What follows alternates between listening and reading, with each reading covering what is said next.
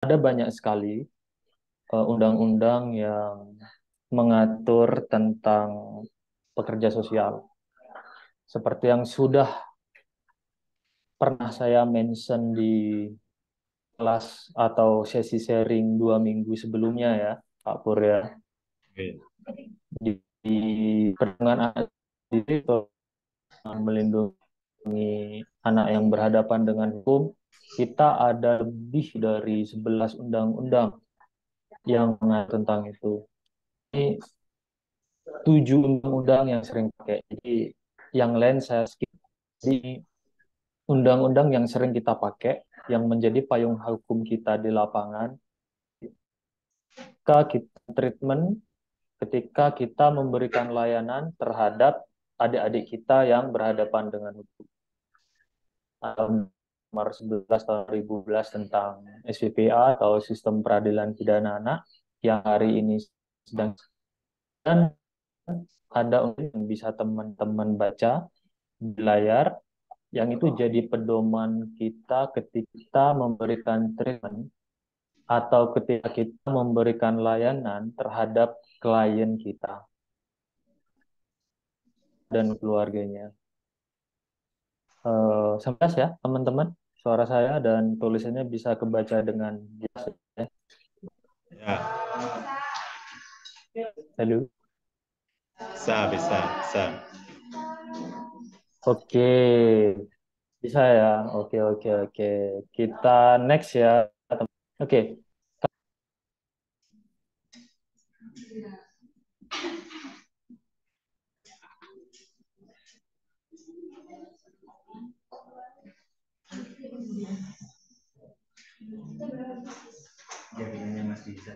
Sama.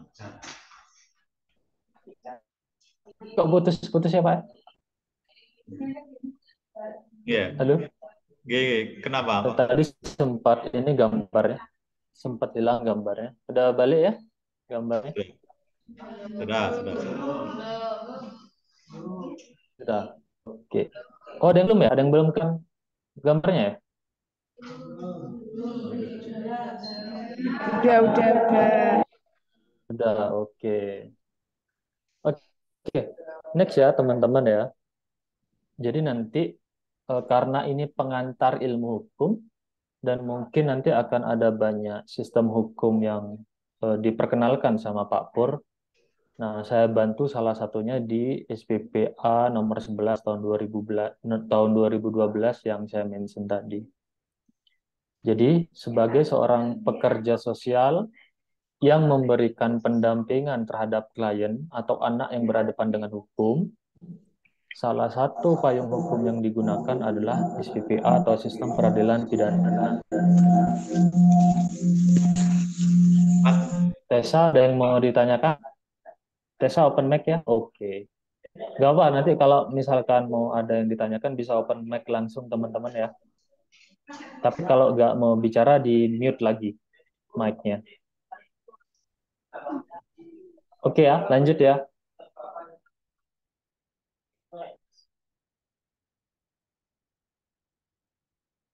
Lanjut ya teman-teman ya.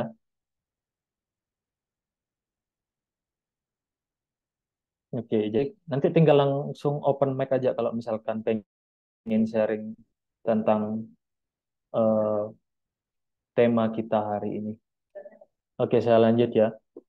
Oke, jadi teman-teman, sebelum saya ke eh, map ini, coba saya pengen dengar teman-teman minggu ini yang pernah baca di berita atau sosial media atau dimanapun itu tentang anak yang diperkosa, anak yang menjadi korban perdagangan orang, anak yang melakukan kekerasan, anak yang menggunakan narkoba. Coba saya ingin tahu berdiri yang pernah baca dalam seminggu ini, coba berdiri. Entah itu di Instagram, di sosial media, berdiri coba. Jangan rakyat. Berdiri. Jangan ngawur. Oke, dikit ya. Open cam, guys. Open cam. Open cam yuk.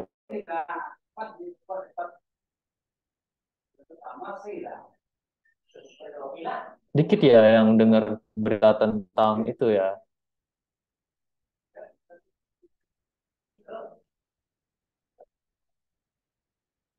Halo. Coba saya mau tanya ke Ovia dulu. Ovia Ratna Dinata. Open mic sama open cam.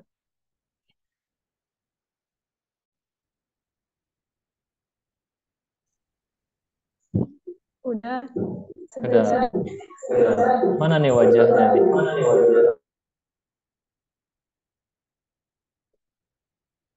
Ya, Ovia, dalam seminggu ini pernah nggak kamu baca berita di Instagram deh tentang ada anak yang mencuri, terus ada yang jadi korban nafsa, atau tindak pidana perdagangan orang, atau dia memperkosa atau diperkosa, ada nggak? Udah. Berapa jumlahnya, Ovia, yang kamu baca seingat kamu?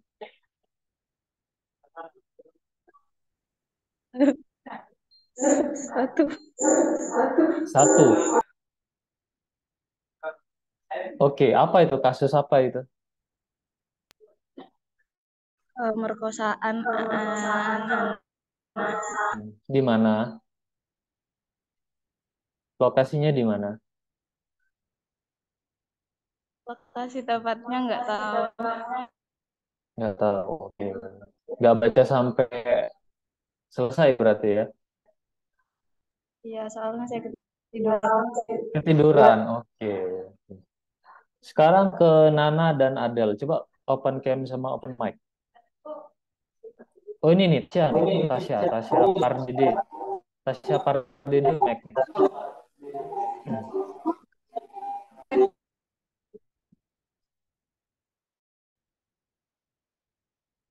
Halo Tasya.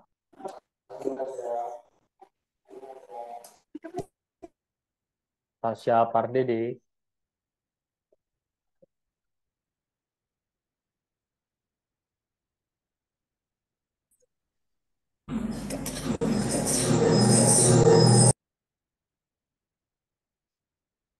Ya, open cam dan open mic Tasya. Hilang dia. Oke, ke Irma Nur Afifa. Coba, Irma. Irma Nur Afifa.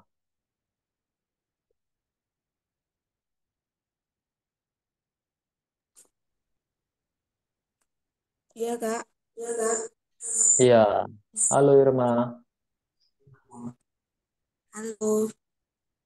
Halo Irma. Dalam terakhir ini atau 2 minggu terakhir ini, pernah nggak kamu lihat yang sudah saya sampaikan tadi di pemberitaan? Eh, saya cuma lihat berita yang tentang pembunuhan Oke, di mana itu? di Jember. Oh, di Jember. Oke, oke, oke. Satu aja ya yang dilihat beritanya. Ya, Oke, partisipasinya ya.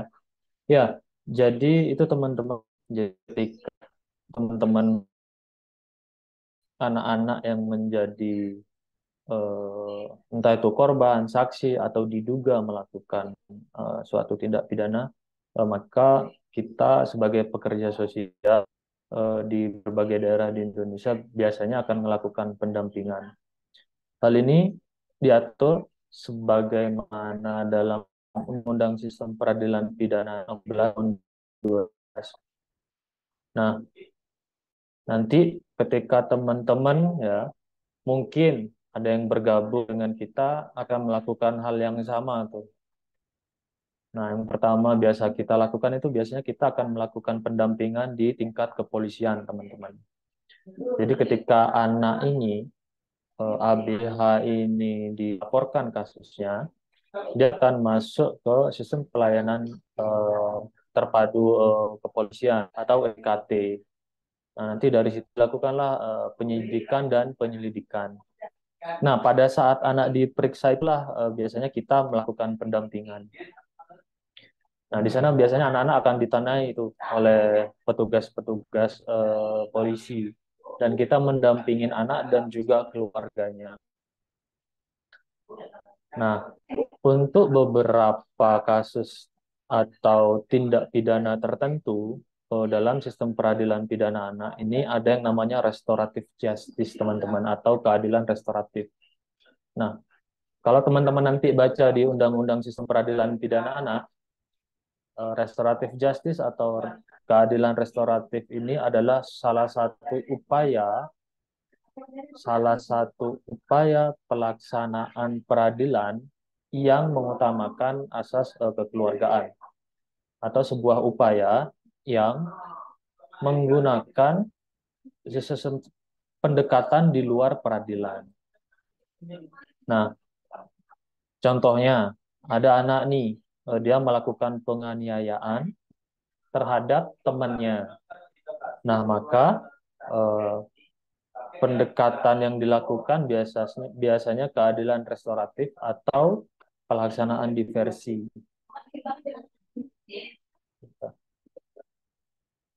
Nah, jadi kalau pada peradilan umum biasanya kasusnya akan dilanjutkan hingga ke tahap penuntutan dan di pengadilan, ini enggak.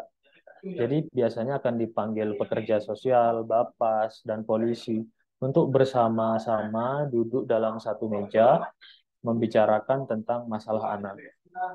Bahkan kalau perlu dilakukan case conference. Nah, nanti case conference dan lain-lain itu mungkin akan dijelaskan di mata kuliah selanjutnya gitu ya. Nanti biasanya sih gitu dalam melakukan intervensi. Kalau di zaman saya ada yang namanya case conference tuh. Jadi ada beberapa pihak yang diundang untuk sama-sama memikirkan gimana penyelesaian yang baik untuk sebuah klien atau anak ini. Jadi begitu teman-teman. Jadi setelah di kepolisian atau di tingkat penyidikan, kita melakukan pendampingan terhadap anak dan keluarganya.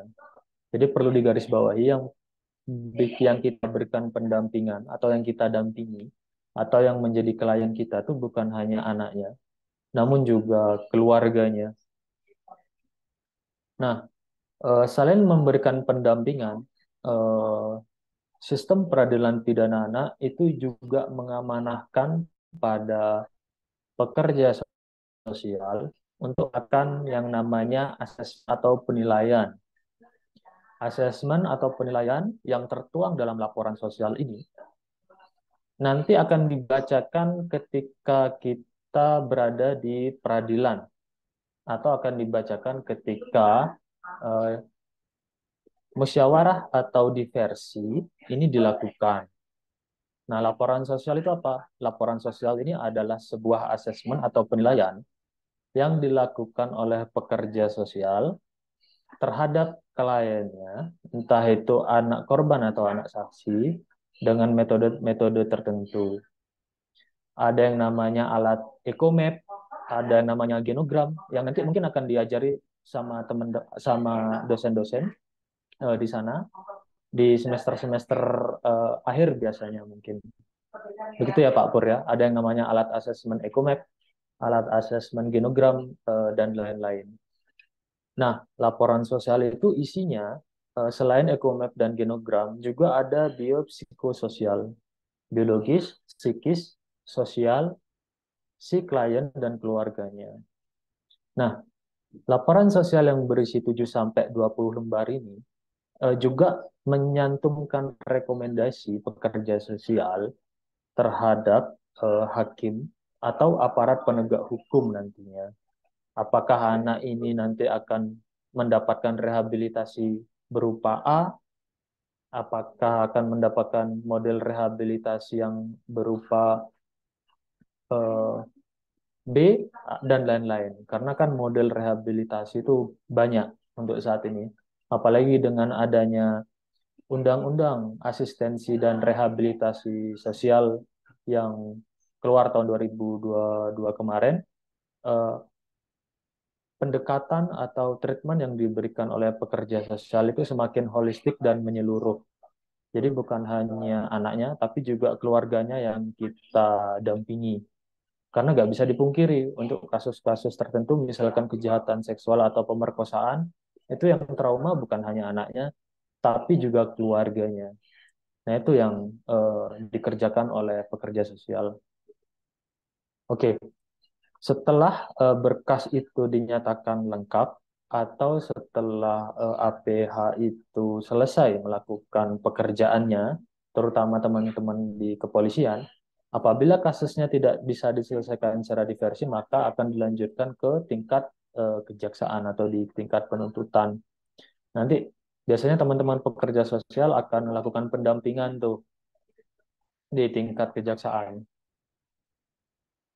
Kemudian kalau kasusnya tidak bisa diselesaikan dengan diversi juga, biasanya akan dilanjutkan ke peradilan. Tapi itu kasus yang langka sekali ya teman-teman. Karena biasanya paling mentok atau paling pol kasusnya itu akan selesai di tingkat kejaksaan. Nah, untuk kasus-kasus tertentu seperti pemerkosaan biasanya akan dilanjutkan ke tingkat peradilan. Nanti teman-teman akan berhadapan dengan jaksa, polisi, dan hakim. Dan di sana teman-teman eh, salah satu tugasnya adalah mengutamakan kepentingan terbaik buat adik-adik, buat adik-adik atau klien-klien yang sedang kita dampingin. Nah, proses yang digunakan atau waktu yang digunakan mulai dari tingkat penyidikan di tingkat kepolisian sampai peradilan ini macam-macam tergantung kasusnya. Kalau kasusnya berat, kita bisa nanganin selama 5 sampai 6 bulan. Tapi kalau kasusnya ringan, rata-rata sih di 3 sampai 4 bulan. Nah, kemudian apa yang dilakukan pekerja sosial setelah kasus si anak atau klien ini mendapat putusan dari peradilan? Nah, ini yang paling penting menurut saya. Pekerja sosial seperti yang saya sebutkan di sini tadi melakukan rehabilitasi dan reintegrasi sosial bagi anak yang berhadapan dengan hukum. Karena nggak semua nih anak-anak yang setelah putusan di pengadilan atau yang setelah mengalami putusan di peradilan itu kondisi psikis dan sosialnya tuh kembali normal. Jadi mereka masih perlu pendampingan sampai kapan? Bukan sampai putusan peradilannya selesai, tapi sampai fungsi-fungsi sosial anak dan keluarganya ini berjalan dengan baik. Karena belum tentu teman-teman ketika atau kasus ini selesai di tahap hukum atau legal formal, diikuti dengan sebuah kondisi kesejahteraan sosial oleh si anak dan keluarganya. Itu enggak selalu diikuti itu. Jadi tugas seorang pekerja sosial adalah mendampingi anak sampai kebutuhan spiritual, fisik, dan lain-lain itu tercukupi hingga pada akhirnya fungsi-fungsi sosial anak dan keluarganya ini kembali berjalan sebagaimana mestinya. Jadi begitu. Jadi yang dilakukan oleh pekerja sosial sekali lagi bukan hanya memberikan pendampingan di sisi secara hukum atau legal formal, namun juga kita memberikan pendampingan kepada anak-anak ABH, adik-adik kita yang ABH dan keluarganya sehingga fungsi-fungsi sosialnya itu kembali berjalan dengan baik dan semestinya. Jadi seperti itu. Nah, sekarang pertanyaannya, kapan eh, dilakukan terminasi atau penghentian atau tutup kasus terhadap klien itu? Nah, bermacam-macam gitu. Seperti yang sudah saya sampaikan tadi, kalau kasusnya ringan atau termasuk petty crime gitu ya, ya mungkin sekitar 6 bulanan gitu. Nah, cuman kalau kasusnya sudah berat gitu ya, seperti pemerkosaan, terus adiksi narkotika, TPPO yang sampai dia diperkosa berkali-kali, itu biasanya kita dampinginya bukan hanya hitungan bulan, tapi hingga tahunan gitu loh. Saya sendiri sampai sekarang masih mendampingi klien yang dia secara fungsi-fungsi sosialnya itu belum berjalan dengan maksimal. Dan total pendampingan yang saya lakukan sampai sekarang terhadap anak-anak yang diperkosa itu bisa sudah 2 tahunan sih. Jadi begitu teman-teman. Itu yang dilakukan oleh pekerja sosial. Oke.